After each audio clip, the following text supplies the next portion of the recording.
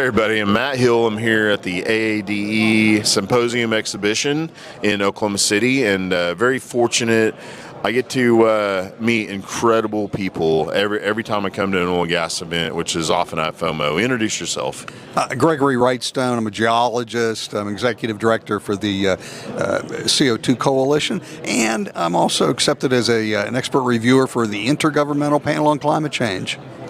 Well, your keynotes, we had him, of course, as our keynote, and we're very honored and blessed by that. 30,000 foot view. Just give the audience here just a quick rundown of what you said to us.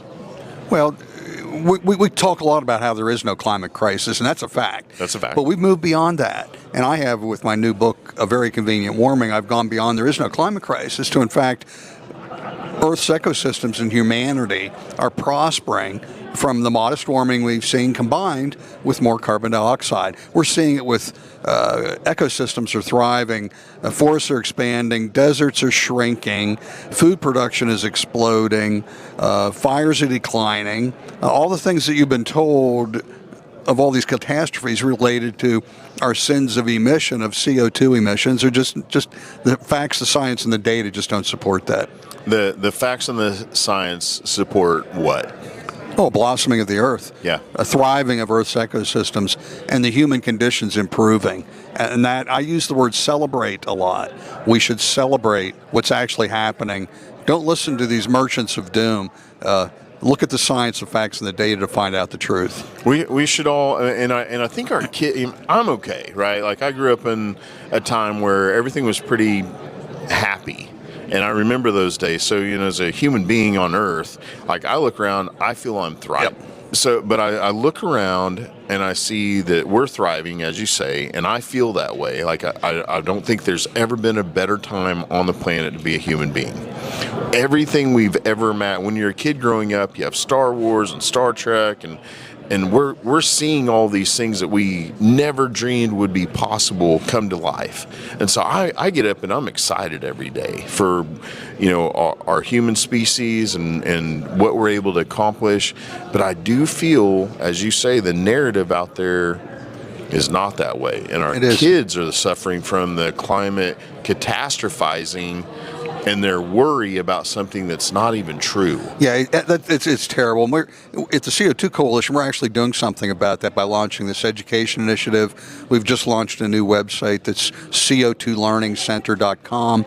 We're providing really fascinating books, comic books that are done manga style, oh, that's great. And videos. And we've also got lesson plans available for, it's predominantly the homeschool communities really grasp onto it. For now.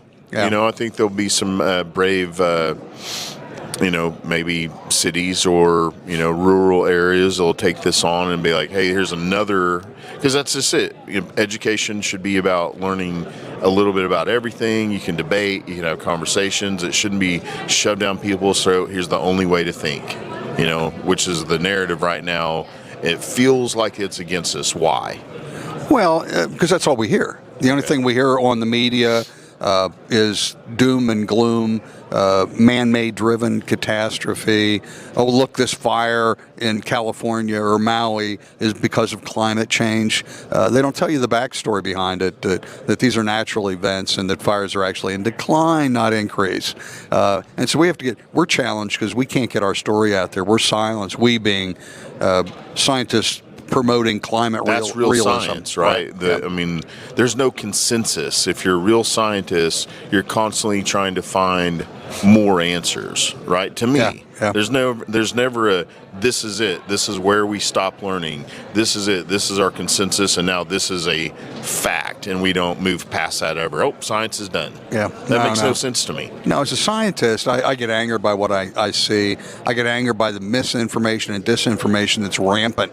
And you just saw in a presentation we just gave here as the keynote address, I documented how they're lying to you about fires, how they're lying to you about extinction events, and how they're lying to you about drought and deserts expanding. So we need to get the science. And that's what I'm proud of that with the CO2 Coalition, leading this group of experts. I'm proud of those scientists. Whether you want to consider yourself an expert or not, you're still a scientist to me if you're out there gathering data and trying to learn something about our world, right? Mm-hmm. So I'm proud of just that aspect of like, hey, this is something I'm seeing differently and willing to put myself out there to ask other scientists' opinions on, right? Mm-hmm. So do you think the other scientists are being driven by something else? Is it money? Yeah. Is it research money? Yeah, that's a good question. What is driving these people? In some cases, they really believe that there is a climate crisis. We need to do something about it. There are those. There are others. They're not bad people. They're just misinformed. Right, and the others are. If we look at the funding element, we know that scientists in the university section, they're driven by funding, and if you don't go along with what I call the company line on climate change, you're not going to get your funding. I mean, if you say there is no climate crisis and here's why, your funding disappears. We've seen scientists like Dr. Peter Ridd in Australia that got fired because he told the truth about the Great Barrier Reef, or Susan Crockford that lost her position because she told the truth about the polar bears. We see this, it's pretty well documented. We've had scientists leaving academia because they wouldn't go along with it. And those people, there are a few of those around, truly brave individuals. Morals and ethics matter to those guys. They're like, you know what? I'm not going to take this check and go write your paper the way you want it to be written just so you have the outcome you want to hear. In fact, we just hired a PhD in chemical engineering that was working for carbon capture company. Mm-hmm. He wrote papers. He traveled to conferences and gave seminars on carbon capture. He was getting paid a good amount of money and learned from some of our work what the truth was about carbon dioxide, and he learned he was on the wrong side. I gave him, he walked away, and I put him up. He's now working for us. So he went from CO2 capture to the CO2 Coalition. Yep. And now he's working to promote the benefits of carbon dioxide, not carbon capture. Can we really even capture enough carbon to make a difference? No, the effect of this is incredibly small. So would it even hurt? Would it hurt him to go and capture a bunch of carbon to make some money on the side? Well, yeah, it would hurt us as taxpayers. Right, I know. Because they're going to be talking about they're talking about pumping this carbon that they captured down wells. I'll contend the only thing going down those wells will be our tax dollars. Yeah, and again, there's oil and gas. We love our resources, and so anytime anybody says we're hurting the environment, if we know that, we're probably thinking, well, that's a cost that we want to capture back anyway. If you're wasting anything at all, if you're wasting something environmentally, that it's also wasting it economically. So we're working very hard in the background anyway to make sure that doesn't happen. Any kind of environmental cost is also a financial cost that we don't want it to happen. Yeah, so they need to hire. They need to hide the information about the true cost, the true economics of turbines. Don't call them farms. They're not wind farms. Yeah. They're industrial scale facilities. And the same as solar. They're not solar farms. They're industrial scale solar facilities. Yeah. All energy has a cost. And I think everybody in the energy sector, and especially oil and gas, we're fine with all forms of energy, but just call it energy addition or alternate energy. That's fine. Just don't call it green energy. Don't call it, alternate energy. I get a little bit irritated when people say I want an all of the above policy. We should use all of the above that makes economic sense. There you go. All right, without the subsidies, without the proposals and the tax breaks. Get rid of that. And if it can compete on its own, if wind and solar can compete with coal, well then have at it. But it can't. Not by a long shot. Not when you look at the molecules just don't add up. Exactly, and they're a blight on the landscape. If you look at what happened in Pennsylvania just last year, 1.8 million acres controlled by the state game lands. They voted unanimously, the State Game Commission, to ban permanently any wind projects on the state game lands, and these are on really attractive mountaintop ridges where the wind is really attractive for them, and they said it's completely opposite of what our stated mission is, and that's to protect the species, protect the animals, and protect it for the sportsmen that hunt on those properties. Yeah, not going to be the same beautiful landscape when I go out there and watch that big turbine. And again, we got space in Oklahoma. We put a lot of them up.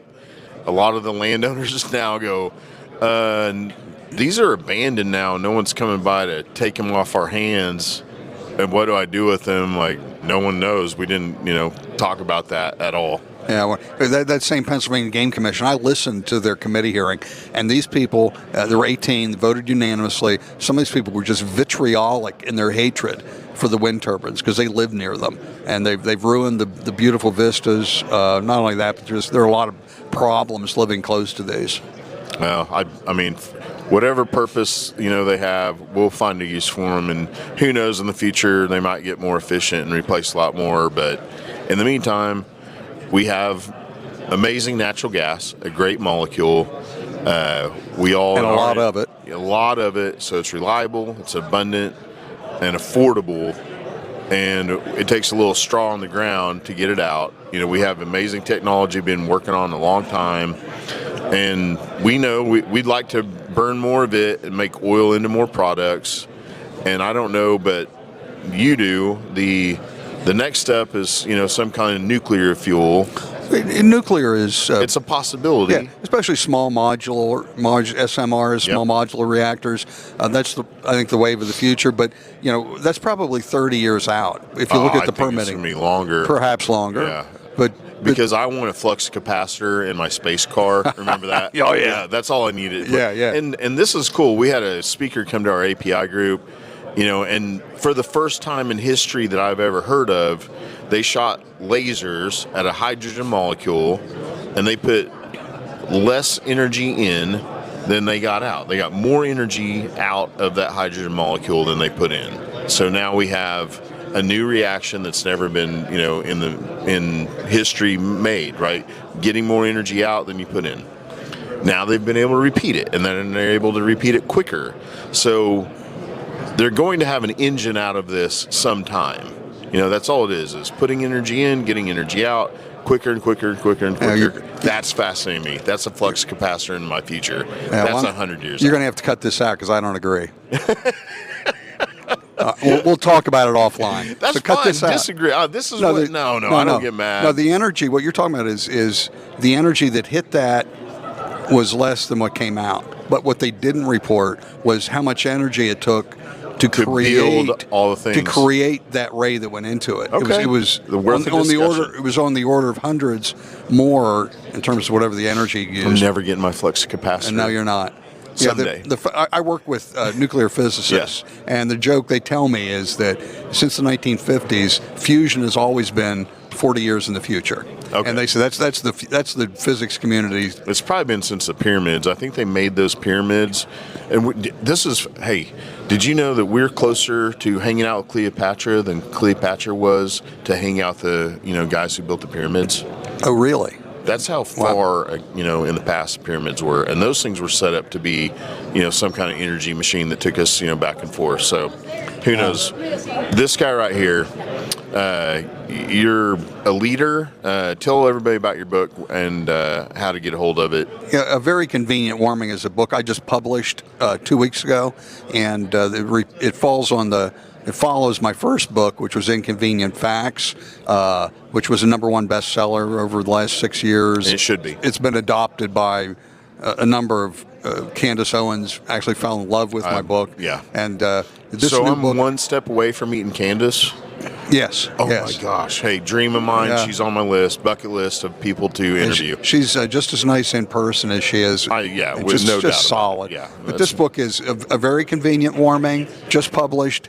It goes a step beyond There Is No Climate Crisis to, again, what we started this interview was we talked about modest warming and more CO2 benefiting Earth's ecosystems and benefiting the human condition by improving it.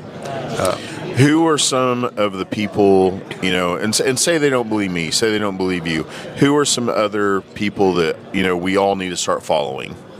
Well, there are Jordan Peterson's coming around a little bit, Yeah. but I still need to have a talk with him.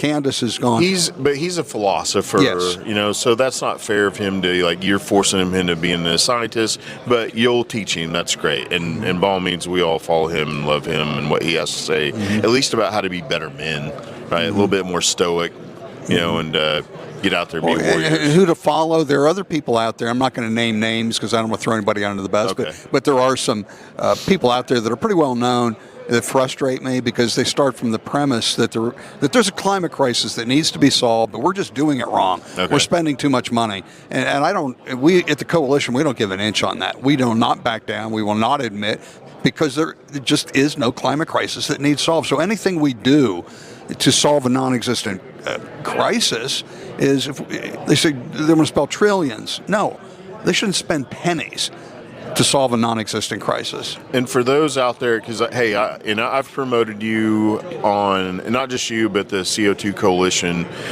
Anytime somebody's like, "Oh, you're bought and paid for by oil and gas," and I'm like, "Okay, well, look at them, right?"